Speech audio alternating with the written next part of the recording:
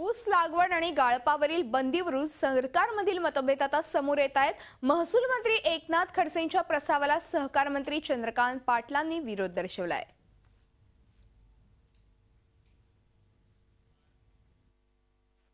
ऊसालाही ठिबक सिंचनाचा वापर केला पाहिजे। ज्या ठिकाणी ठिबक सिंचनाचा वापर केला जाणार नाही अशा ऊस उत्पादकांना किंवा कारखान्यांना त्या ठिकाणी गाळपाची परवानगी देण्यात येणार नाही अशा स्वरूपाचा निर्णय 1 वर्षापूर्वीच घेण्यात आलेला आहे।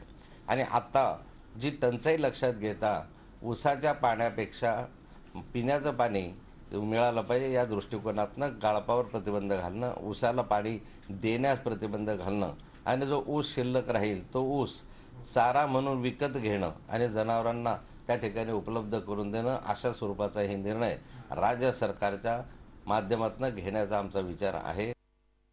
माननीय नाथाभाऊंशी मी याविषयी चर्चा करणार आहे।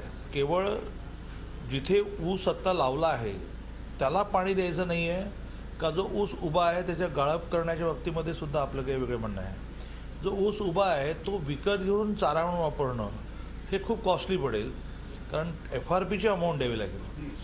त्यामुळे तो जो उभा ऊस आहे तो गाळप करावा लागेल असं माझं मत आहे।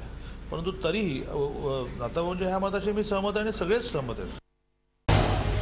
झी 24 तास रहा एक पाऊल पुढे।